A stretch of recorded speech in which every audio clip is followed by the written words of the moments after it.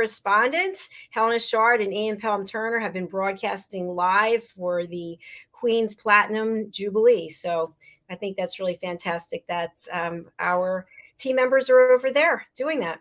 And they're working hard. And if you haven't seen them, guys, viewers and listeners, make a point to go out and watch it, right? How can they watch it? GB, like Great Britain, gbnews.com. So don't go now, but after the show. No, not now, but make sure you see it. It's so phenomenal. Diane, yes, it really is. It's amazing. I want to bring our guest up, but before we do, I want to just spotlight you. You have been writing so much and accomplishing so many things. It just makes my head spin. And our guest is also doing the same. But for people joining us for the first time, I'd love for you to share a little bit about your work as an author and why it's so important to you. Sure, I'll be happy to. Hello, everyone, and welcome to our show. Viewers and listeners, we love you all. So I love, actually, I've always loved being a storyteller, and then I put it to print. And my main basis and goal has always been to make people feel better, especially when it's a classroom and they're little kids. You're going to be okay. But I love to, basically, my tagline is embrace imagination. Go for it. If you can imagine it, just, it's exciting to enter the world of imagination.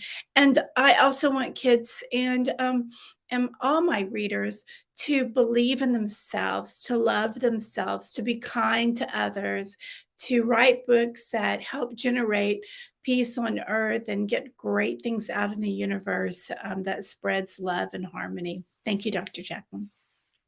Thank you, Diane. All right. I'm excited to bring out our guest. He's been here before, and I reached out to him afterwards. I just feel like sometimes you just have a connection with someone. You can see something in someone. And Armand is really talented, and he has this way of looking at things that I think is really very special. So I'm glad that he's back with us. We're going to be talking about crime thrillers and horror and baseball. So I think he's written over 200 published pieces. And he's got, I know, he's got a new piece of work coming out. I think it's June the 15th. So let's welcome him to the show and find out what he's been up to. His name is Armand Rosamilia. He's joining us from Florida. Hi, welcome. How's it going? It is a beautiful 85 degrees here in Jacksonville, Florida today. It'll be in the mid 90s by the afternoon, though. Oh my gosh. Well, I'm down here in South Florida, and we're expecting all kinds of rain this weekend. Are you having that there too, expected? A couple days ago, we had some really bad rain came through, which is nice for the grass, but not for us leaving the house. Could y'all send some of that cooler weather here to Texas? My wife's in Atlanta the last couple of days, and it was in the high 90s. So it was even hotter in Atlanta than it is down here. Yep. Wow. Well, summer's coming and things are heating up. And I know that you're heating up also. You've got a project that's coming out June 15th. Is that right? Yep. It's the fourth book in my First Coast Thriller series. So I did rapid release January, February, and March 15th for the first three books. And now every 3 months until the sixth book comes out at the end of the year. So I wanted to have all 6 books within a year of one another, and so far it's great. The pre-orders on it are amazing. It's only 99 cents until June 15th, and then it'll go to the regular $2.99 price. So I'm excited for it. It's something a little different for me. I've written horror books and horror stories for 30 years, and this will be my second crime thriller series. Dirty Deeds is the other one that has 10 books so far, and that'll be book 11 and book 12 will both be out by the end of this year, and that will wrap up those 2 series. So I'll have a 12-book series of crime thriller leading into a 6th book, and then next year I'll start another 6-book series combining some of the characters from these 2 series. So I'm about a year and a half out in my planning because I put out so many books. And I also have other books that are coming out, but these are my main series right now. Wow, that's incredible. That is incredible, and you say it just so calmly, just so as a matter of fact. You have to. Like behind me here is my board, and that has every book that I need to work on, and then I do like if I can hit like 5,000 words of a specific book every week for the next several weeks, and working on other stuff, and also working on 2 books I work on. I do a chapter a month on Patreon, and the 5 books left in a horror novella deal with a publisher. And I just gave them it's a 12 books altogether. I just gave them my 7th book, which just came out, called San Miguel's Treasure. And it is a monster, is basically people going and looking for the sunken boat, San Miguel. And, there's monsters and things like that. So that was a lot of research. And there's also about a dozen San Miguel boats in history that sunk with supposedly buried treasure. So I had to pick the one from 1555 that I was like, all right, well, I'll do this one, because as I started doing research, I'm like, well, no, this is off of Florida, this is off of Cuba, this is off of the Dominican. So it was a lot of fun to figure out which facts were from which boat. Wow. Fascinating. That is really interesting. And Armand, when you were here last, I know we talked about technology and how it impacts your ability to publish, to write, and to publish and market. And I was sharing some of that with Diann. I'd love for you to share it with our audience. I'm the old man who is way behind on everything, and so I learn everything the hard way. Or my 21-year-old daughter will yell at me and go, "Dad, just click this button or click that button." But I've really embraced marketing as a whole. So like all the little nickel and dime pieces of everything come together. So whether it's Amazon ads or Facebook ads or BookBub ads, or like, so for the week before this book comes out, the first book, Shakedown, in the first co-thriller series, will be on sale for 99 cents. It'll be my first ad for it. So I'm layering ads, which is really important. So I'm doing like 4 or 5 different ads every day for all these the newsletter marketing places, not just doing Amazon ads and doing Facebook ads and BookBub ads and all that, but also doing Robin Reed's and Free Booksy and all these. There's a million of them, and I've kind of come up with a network of about 40. I think I have 45 of them that I like, that I'm at least breaking even on, and I keep track of that as the ads drop, and kind of figure out a mix of what works for what. And everything's different, because I have a whole different list for my horror books, because everything really runs different. So there's a lot of really good thriller ones out there, which is what I'm using. So it takes hours of my day to put this together. And again, I'm trying to plan out stuff for months and months ahead. And then all it really takes is like, I actually get a BookBub ad, and it throws everything completely off, because you never know when you're going to get an actual BookBub ad. I do advertising with them with their normal ads, but to get an actual BookBub in the newsletter is very rare. I've gotten about 5 or 6 of those so far. I got one this year, in the beginning of this year, which really, really helped me. But you just never know, and it's one of those. You gotta plan. Their horror is about $350 for the ad. The thriller ones are about $1,100 right now. So you got to have that money put aside just in case you get it. And then that really shoots my. I have a $500 a month budget for advertising, so that always throws that budget completely off. And my wife's always like, "Just you got it, just do it, and put it on the credit card and your work credit card, and we'll worry about it later." Thank you so much for sharing that. I'm always learning things on these programs. It's so interesting. So for people who are not aware, what is BookBub, and how do you use it in addition to the advertising? So BookBub is kind of the for me, it's the be all end all for advertising. So you can use all these little companies, and $25 an ad or $50 an ad or whatever it is. BookBub's been around for a long time, and they are huge. So, and it's based on how many followers or how many subscribers they have for specific genres. So, and it's just like in real life, romance is the biggest, and the ad rates fluctuate. So they're about, like, say, $1,500 an ad right now to get into their newsletter for that one day. Thrillers are about $1,100, and then it goes all the way down, and like horror is like $350. So there's, like, a third or a fifth of the subscribers and stuff. And everybody looks at that and goes, "Oh, that's $1,100 is a lot of money," but you make that back.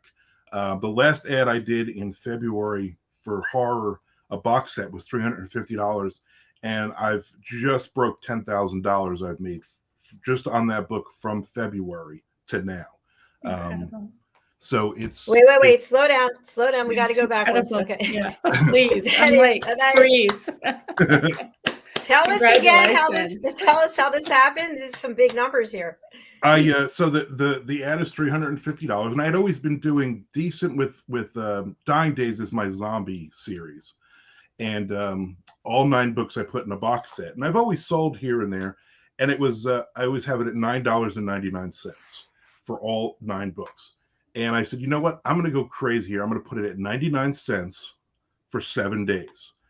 And if I can get a BookBub ad on it. And I got a BookBub ad back in February, beginning of February. So I layered all these other ads with it as well to make sure that people would see it. But most of it is that $350 I spent, another, like, say, $500 I spent. So I put out about $850, and I immediately got, like, I think 2,000 sales on the first within the first 3 or 4 hours. Like, as soon as that ad hit in the BookBub newsletter email, it just took off. And it is just it's my #1 book.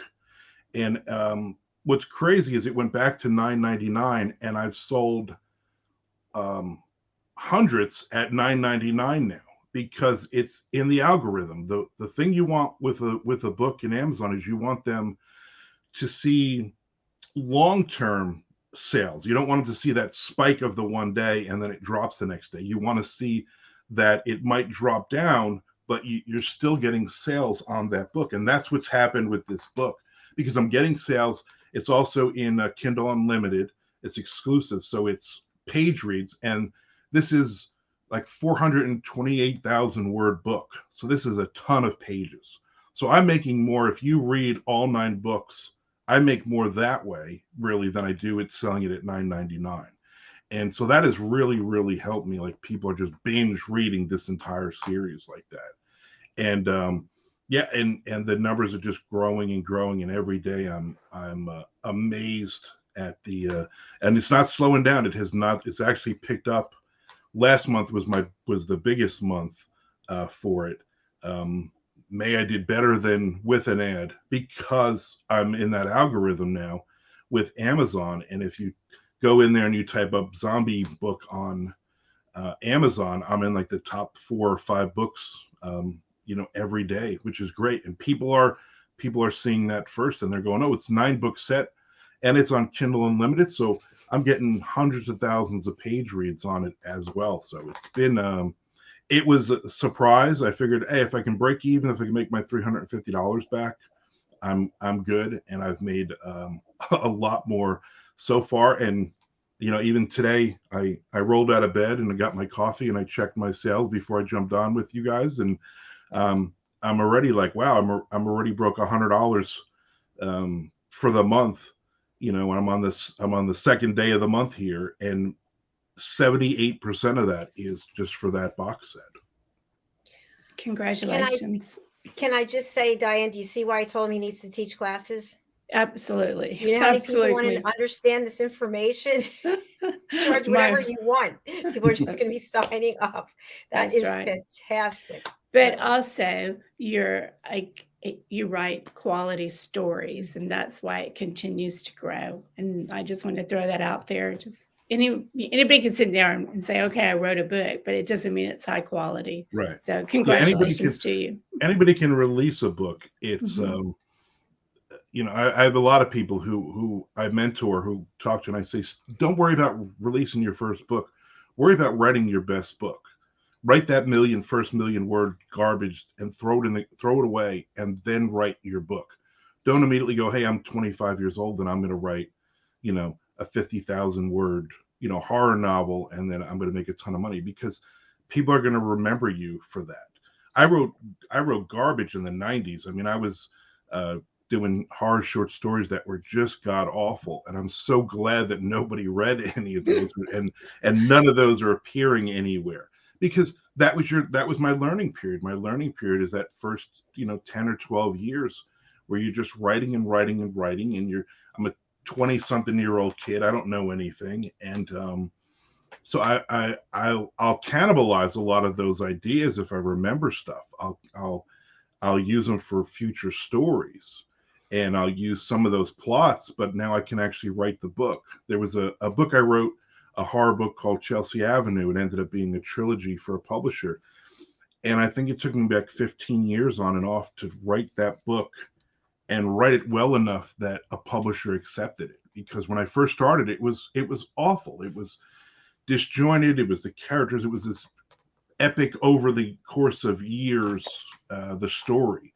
And I just didn't have the skills to write that book.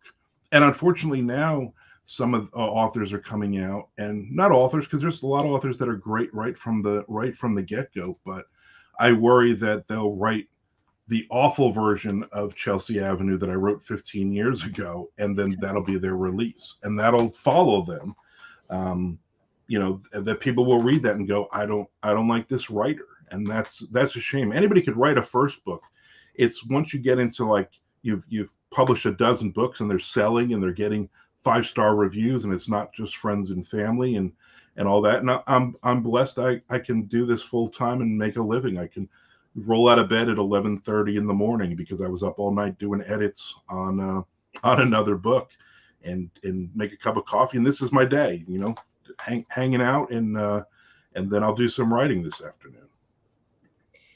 It's really fantastic. It's almost like passive income, right? Because you're working on your projects now and the money still keeps coming in and coming Right. in. That's a beautiful thing. But also, I want to agree with you that I am so grateful that my first books were not published, because I'm like, I go back and look at them like, oh my gosh. So, but it's a learning experience for sure. And it just shows that you've gotten better as a writer. The worst thing is to put out that first book, and then you put out your 10th book and it's the same as the first book.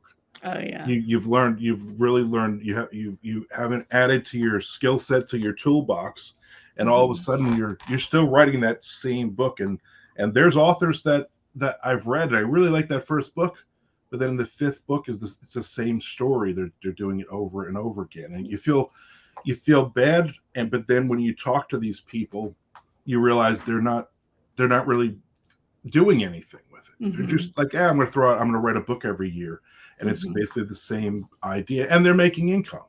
They're making it, but they're not going to do. I don't think they're ever going to write the book that they want to write. I mean, we're all chasing, as writers, we're all chasing our the great American novel, whatever that may be, our signature book. Right. The one that everybody knows. When I die, my obituary will hopefully say Armand Rosamilia, writer of the best-selling novel, whatever. I mean, that's what you're doing. Whether you're writing romance, or whether you're writing thrillers or zombie books, whatever it is, you want to be. You want that. We're all chasing that, and right.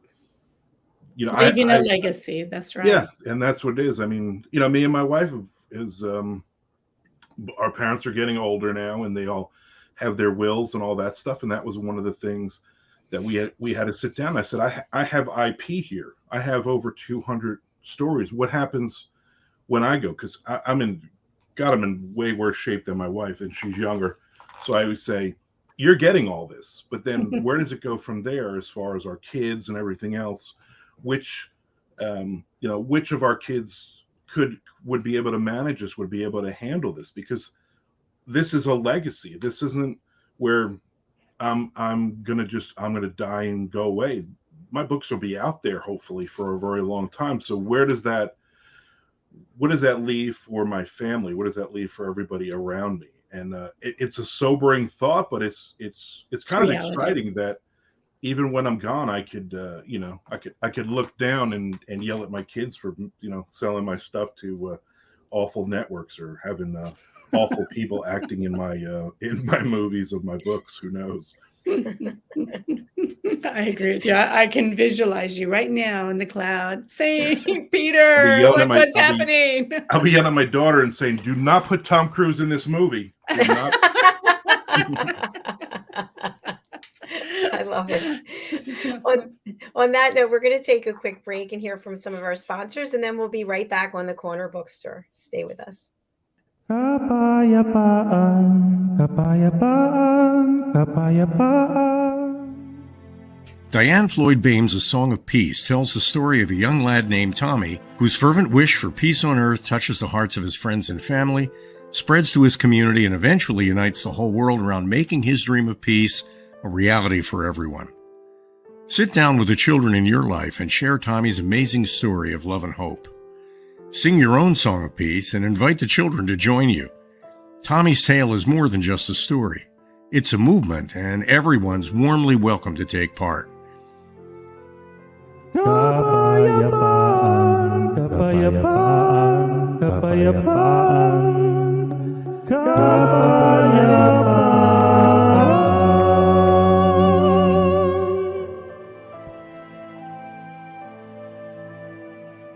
You'll find A Song of Peace, along with many other wonderful learning and enriching opportunities for children of all ages, at DIANNFloydBOEHM.com.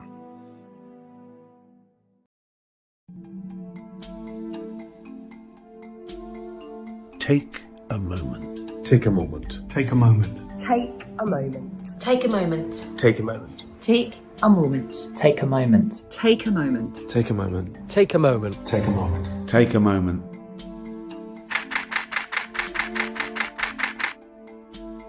So I've had the privilege of photographing some incredible people over the years, and during each shoot I've asked the subject to close their eyes and take themselves to a peaceful place just for a few seconds. I've found that this really helps to refresh the energy between the camera and the subject. They had an energy that was quite special and quite different from the rest of the shoot. The collection grew, and now it feels the right time to use it for something good. I think it'd be amazing if we could help to raise awareness and involve people in the discussion about mental health. So what we're asking to do is for everyone to upload their own self-portraits. All of these portraits will become part of a massive artwork. I'm really excited to see this project go from hundreds of pictures to thousands of pictures. Essentially, an ever-evolving artwork that says we're all in this together. Close your eyes and take a moment.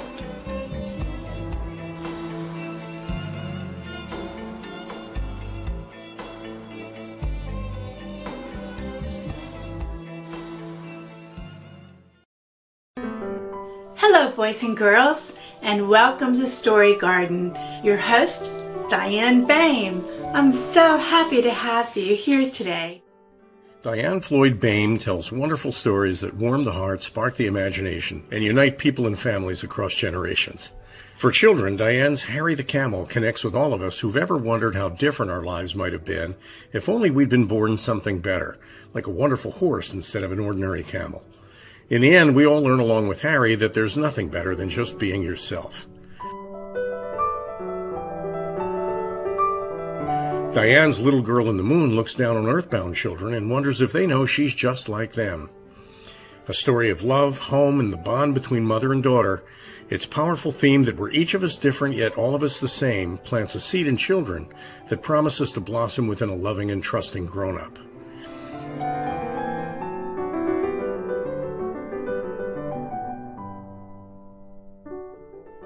Diann's new biography, Rise, recounts the experiences of her grandmother, Ruby, to reveal the hidden strength of the human spirit.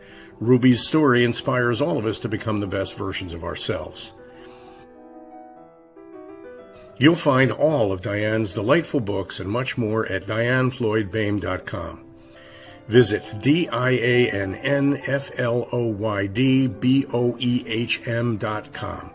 That's DiannFloydBoehm.com.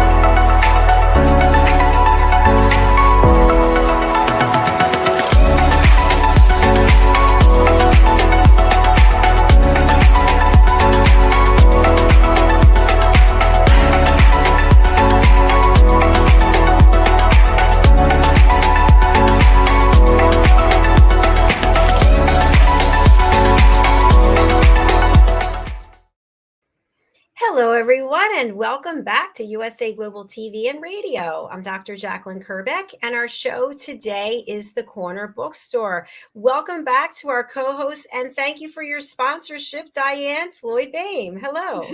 Hello. I always just get so moved when I see those commercials because I think, wow, it really happened. I'm a published author.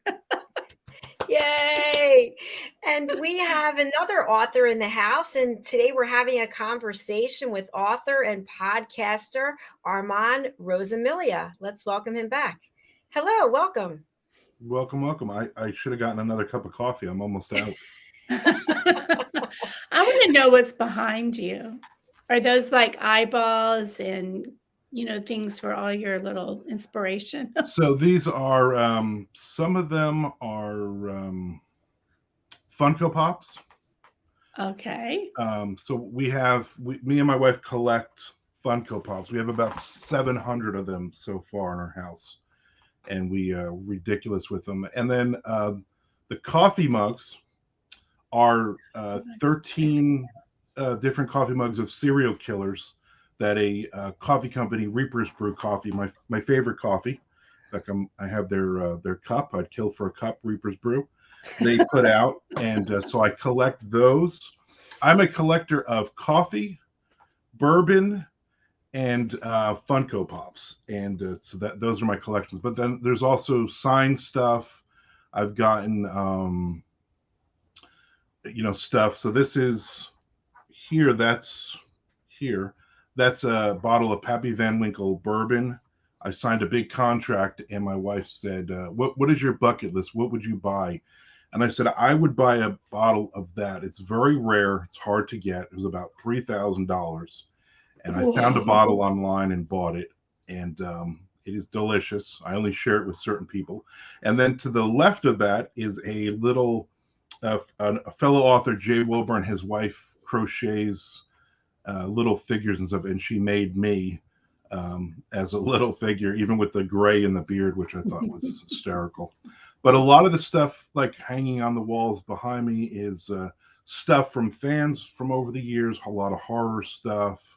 Right there behind me, go the wrong way, is all of the badges over the years that I've from doing conventions and stuff. I save every one of those.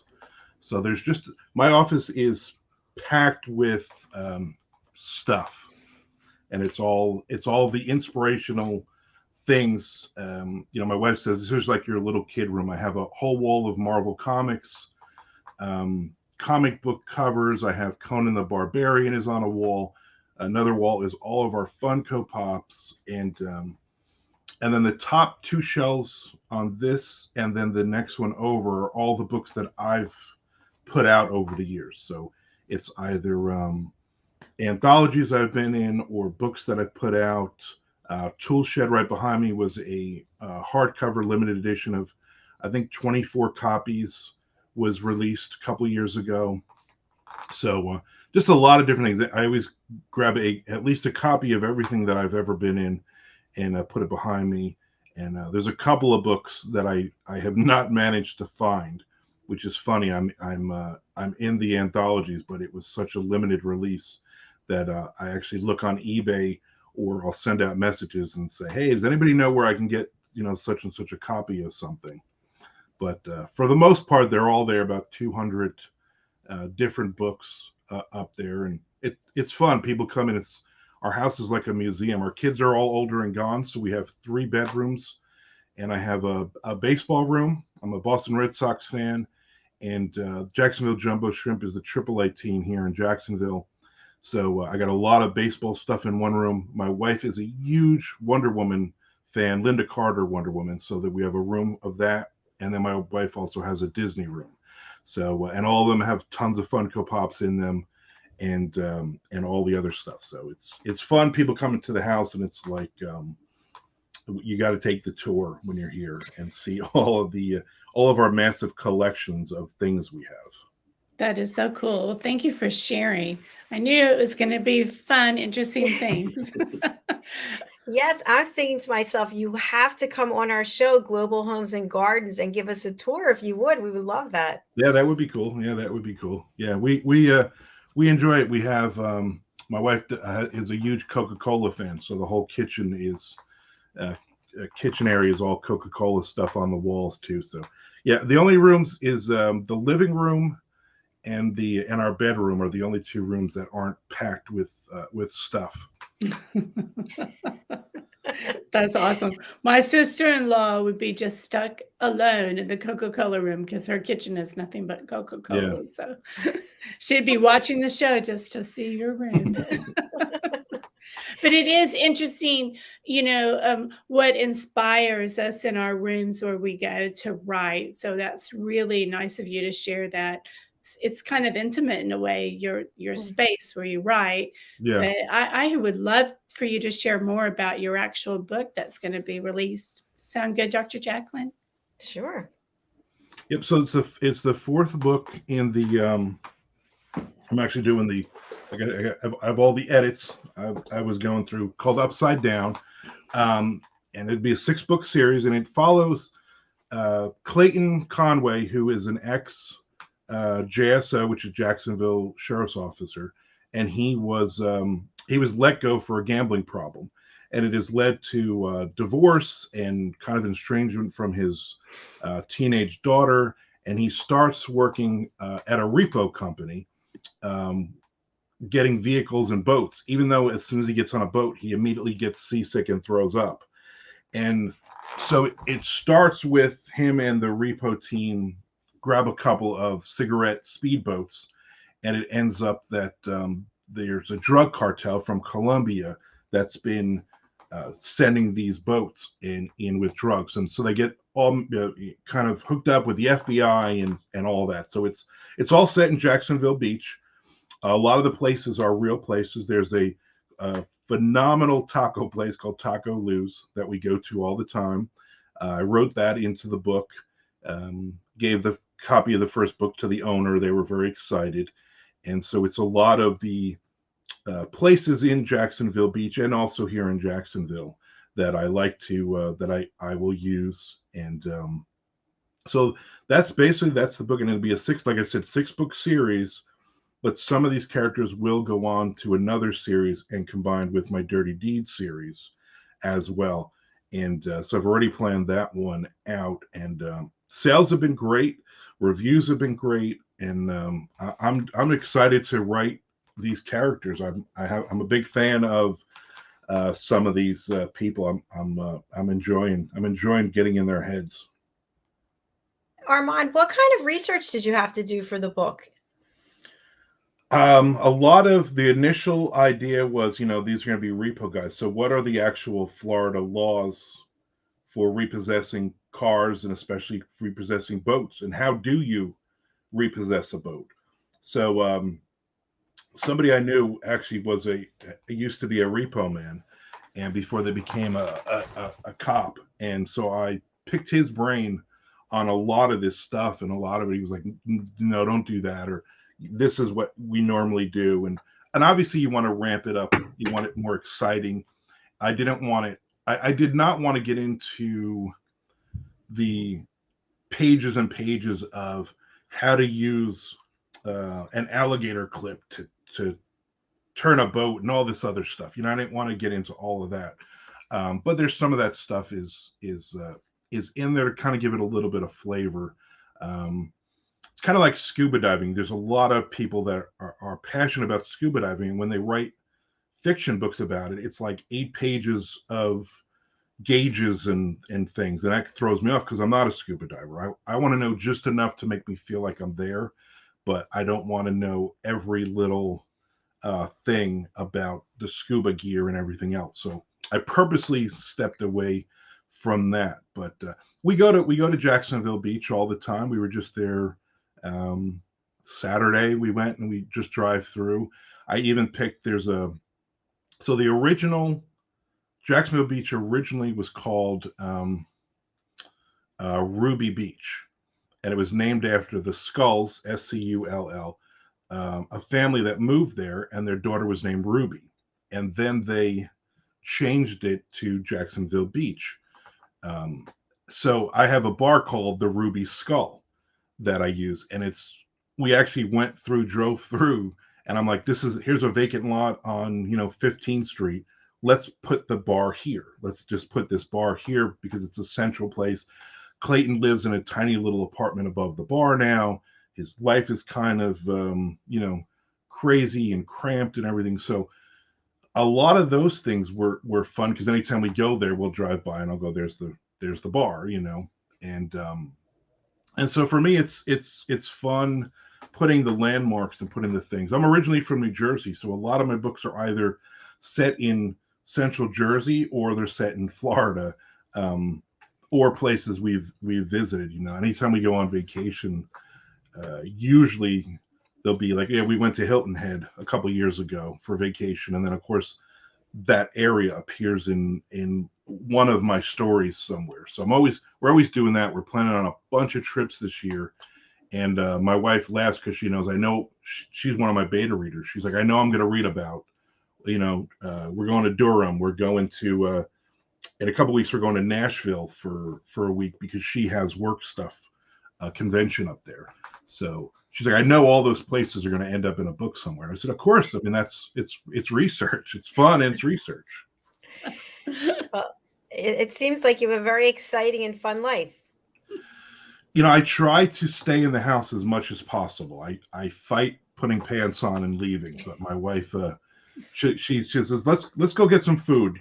Take me to dinner. I want a steak. I go, okay, and then I'll get dressed and we'll go. But yeah, we do a lot of travel with, we're season ticket holder for the local team, and then when they go on the road, usually once or twice we'll go. So we're going to Nashville in 2 weeks because she has a convention, and then from there we're driving to Gary, Indiana, and you got There's a song.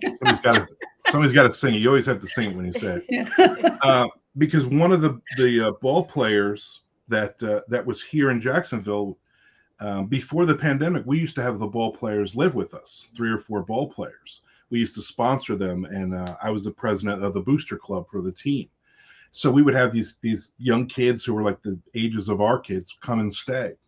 And one of them, Jeff, is playing for a team called the Chicago Dogs, and they're going to be in Gary, Indiana at the same time as we're going to be in Nashville. So we're going to drive up, and we're going to go catch a game. We haven't seen him in like 2 or 3 years, so that'll be a lot of fun. And a lot of players that we have stayed with us have gone on to the major leagues, or one of the players was in the major leagues, Kyle, and now he's playing in Japan. He's pitching in Japan, which is a culture shock. He's also like 6'6", so he's like, I'm towering over everyone on the team, He's a giant. Yeah. There. Well, that's exciting. But Yes. you really bring up a good point again, all about research. I had just done a program on how you write about what you know, but that doesn't mean you don't go research and become so comfortable with it that then you do know it and you can pop it in your story. Would you say that's correct? I'm more of a write what you learn, Okay. I mean, write what you know is every story would be set in this cramped office with all this stuff, and that would be, it's I love really that phrase, write what you learn. I love it. It's write what you learn. I love reading. I mostly read nonfiction books. Mhm. I love biographies and I love history books and all this because you're learning stuff that in the future as a writer, we're always writing in our head, and I'm always thinking, oh, this would be a good part for this. This would be a good part for this. I actually read in 2014 or maybe early 2015. I read a book about mafia hitmen, and then I came up with Dirty Deeds. That series is about basically a killer of children. So he's paid large sums of money to kill children, but he doesn't actually kill them. He takes them he kidnaps them, but then he puts them in a better system. He basically has people adopt the children, and they have no idea who they were, whether it was a senator or a sports star or a rock star or whatever. So it's the idea came from reading a book about a guy guys who basically would kill, women and children. They'd kill their own mother if it meant making a dime. So, and it was like something I had read, like, say, a year before I even started that story. And so I'm always learning, always reading stuff. There's another author friend of mine, Tom Duffy, who always says, I'll read any biography, even if I don't even like the person, or I don't even like their band or whatever, because you're always learning something. I'm very introverted. I don't really go out, but if I get into a situation where I'm talking to somebody, I will kind of switch on to like my author mode, and then I want to hear their story. I want to hear about them. I want to hear what makes them tick, because you're going to be a character at some point in one of my stories. I'm writing over 400,000 words a year. I need more stories. I'm constantly generating more characters that I need. So can Diann and I be in one of your books? Perhaps I'll kill both these. I mean, yeah. Like that's kind of the fun of it. Yeah, I agree. Is the research? The important thing is not to go down that rabbit hole, and 6 hours later you're reading I need to know a specific part of how this works, how this boat, I need a very expensive boat so they can repo this boat, and then 6 hours later I'm like, why am I researching that? How did this happen? And I try to break down my days into times. So on my Post-it notes, I have everything kind of within a half an hour or an hour. So I'll give myself an hour of research boats.